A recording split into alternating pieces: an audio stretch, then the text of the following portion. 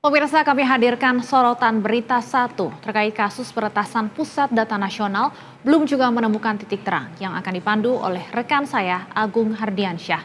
Dan pemirsa, informasi ini sekaligus menjadi penutup jumpa kita di program Berita Satu Sore hari ini.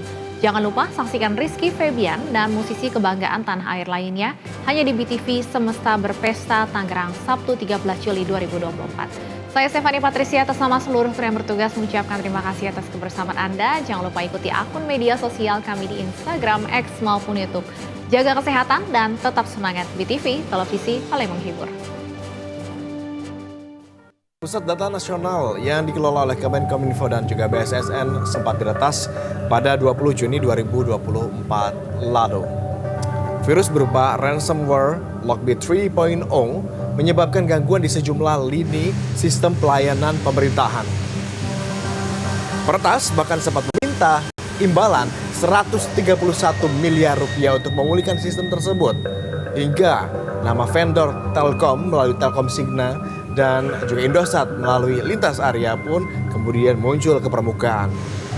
Terlibat di dalam pusara temuan ini. Lantas siapakah dalang di balik peretasan PDNS ini?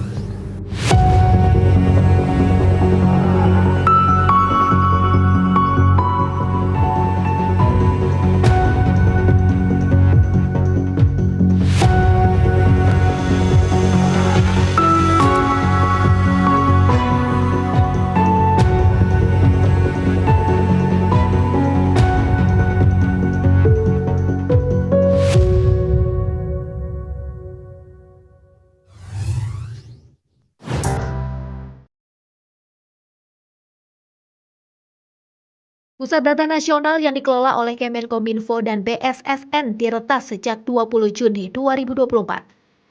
Serangan berbentuk ransomware Lockbit 3.0 mengakibatkan sebanyak 282 layanan instansi pemerintah terganggu bahkan lumpuh.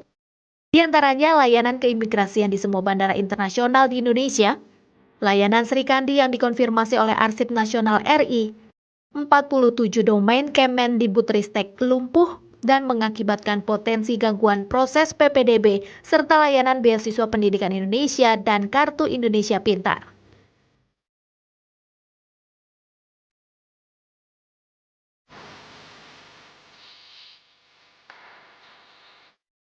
Buntut dari Pusat Data Nasional yang diretas, Presiden Joko Widodo pun memanggil Menteri Komunikasi dan Informatika serta Kepala Badan Siber dan Sandi Negara, para menteri, dan sejumlah pejabat terkait ke Istana Kepresidenan. Jokowi meminta Badan Pengawasan Keuangan dan Pembangunan atau BPKP mengaudit tata kelola Pusat Data Nasional usai diretas. Usai membahas evaluasi sistem Pusat Data Nasional bersama Presiden Joko Widodo, Kepala BPKP Muhammad Yusuf Ateh mengatakan pihaknya akan mendalami tata kelola dan finansial PDN. Perintahnya auditnya apa aja sih, Pak? Tadi udah saya audit tata kelola. Publik pun menyoroti lemahnya sistem keamanan data nasional. Padahal pemerintah sudah mengeluarkan anggaran pengelolaan Pusat Data Nasional tahun 2024 mencapai 700 miliar rupiah.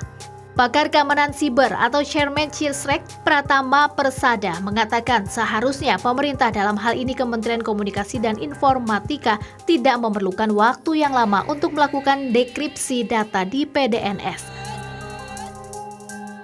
No. Permasalahannya anggaran itu hanya nomor sekian lah gitu. Menurut saya bukan masalah itu. Ketika Pusat Data Nasional ini didesain gitu ya kan, ketika didesain sudah pasti akan dilengkapi dengan rencana gitu penguatan dari Pusat Data Nasional ini. Jadi harusnya anggarannya itu cukup gitu untuk mengelola Pusat Data Nasional ini. Kalau nggak cukup, ngapain dibikin, ngapain dilanjutkan gitu. Sehingga kecukupan anggaran itu harusnya dibarengi dengan pengamanan yang maksimal. Memangnya mahal? Enggak dong. Anggaran dengan nilai fantastis tersebut dinilai cukup untuk mengelola Pusat Data Nasional dengan diiringi oleh sistem keamanan yang asa.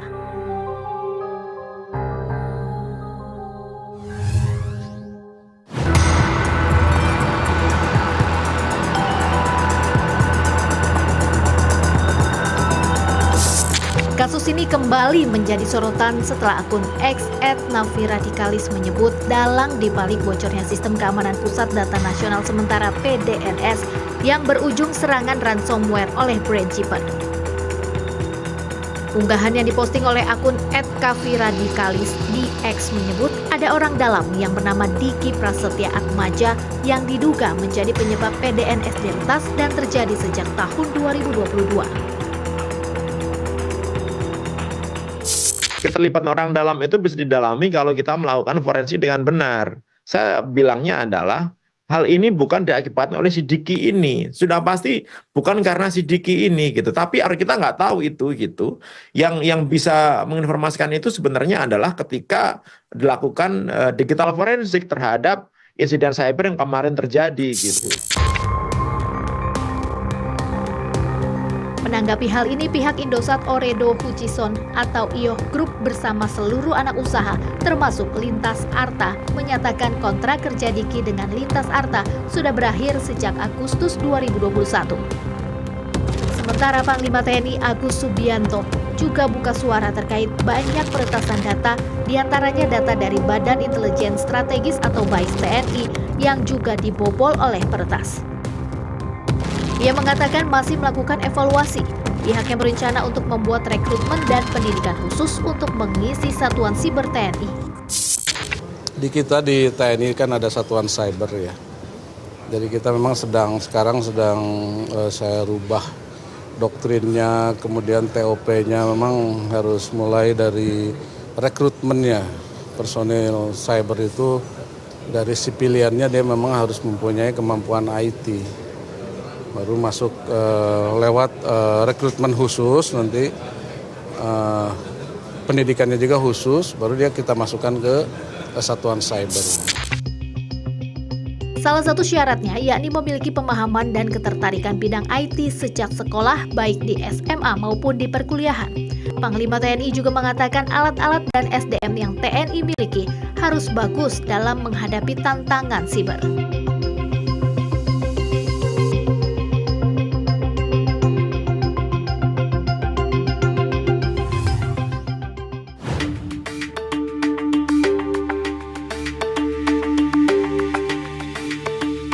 Sejumlah upaya terkait penanggulangan kasus peretasan data yang terjadi di Indonesia masih terus dilakukan pemerintah. Evaluasi menyeluruh dari pemerintah termasuk peningkatan keamanan dan pencadangan data menjadi fokus utama pembenahan kasus peretasan data. Saya nggak punya data lebih banyak, semua saya sampaikan, saya dilaporkan, kuncinya bisa dipakai. Tapi ya maka itu aja. Di contoh spesimen yang kita dapat. Apa itu spesimen? Waktu itu kita mengambil data, waktu itu bisa berhasil mengambil data. Nah data ini yang ditunjuk ini kita cobain kunci itu yang dilaporkan. Lebihnya nanti tolong nanyakan dari tim tadi, nanti ada waktunya untuk dijelaskan secara teknis ya. Pastinya lagi semua yang bekerja semua lagi bekerja, dari BSSN bekerja, cybercrime juga bekerja. Ya itu ini dalam semua lagi diinvestigasi. Nama perusahaan Telkom terseret dalam pusaran peretasan pusat data nasional sementara. Selain menangani penguatan pengamanan data, terduga pegawai anak perusahaan Telkom Lintas Arta diduga mengunggah sejumlah data nasional ke internet. Perusahaan ini terlibat dalam pengelolaan baik kerjasama operasi atau KSO PDNS 2 karena ditunjuk sebagai penyedia layanan komputasi awan PDNS 2024 oleh Kementerian Komunikasi dan Informatika melalui tender terbuka. Menteri BUMN Erick Thohir memberikan tanggapan terkait adanya dugaan pegawai PT Telkom yang melakukan kelalaian dan dengan tegas siap melakukan pemecatan. Saya mendukung kebijakan yang dipakai Pak Hadi untuk mengoreksi semua pihak yang tidak kompeten dan itu sesuai arahan Presiden. Ya Pak Budi Ari sudah melakukan ya. Dan yang pasti kita mendukung, kalau ada yang nggak kompeten ya kita copot juga gitu. Termasuk yang tadi ada indikasi kalau pegawai PT Telkom ya tadi di Komisi 1 DPR. Saya mendorong yang namanya investigasi audit ya.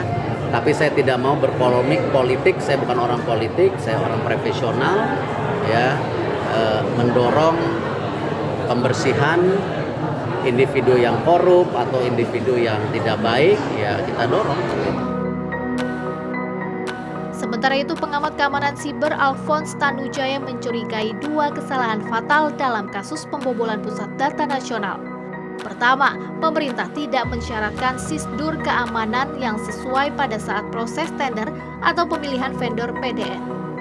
Kedua, vendor tidak menjalankan sisdur keamanan yang sesuai karena tidak ada dalam kesepakatan bersama pemerintah. Ikuti standar pengelolaan data yang baik, tinggal di Google.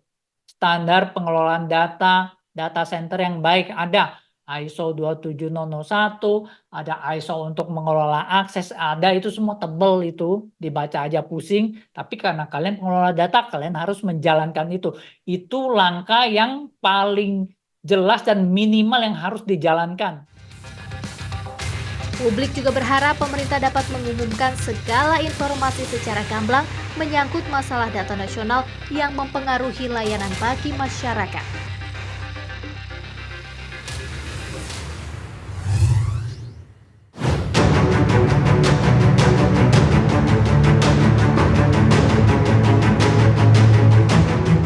Sistem PDNS hingga saat ini belum pulih sepenuhnya.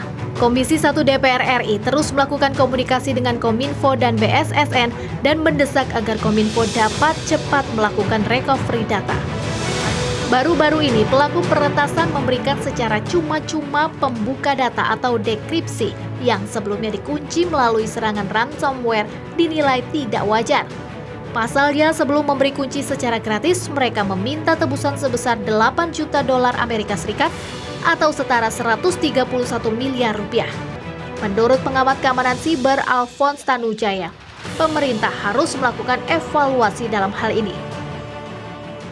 Kalau misalnya ada Windows yang terenkripsi kena Lockbit, ya itu bisa di-restore dari virtual machine kan. Itu orang ngerti lah, orang Kominfo. Kalau mereka nggak ngerti juga udah cari kerja tempat lain aja, jangan kerja di PDN. Ia juga menyarankan ke depannya pemerintah dan vendor menerapkan prinsip keamanan yang baik dan sesuai, mulai dari lakukan prinsip backup data, disaster recovery, business continuity, menjalankan ISO 27001 dengan disiplin.